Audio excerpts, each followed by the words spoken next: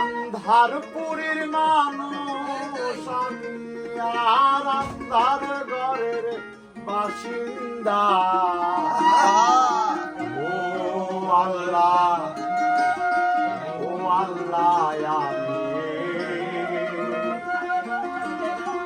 আমি এক পাপিষ্ঠ বান্দা। আন্ধার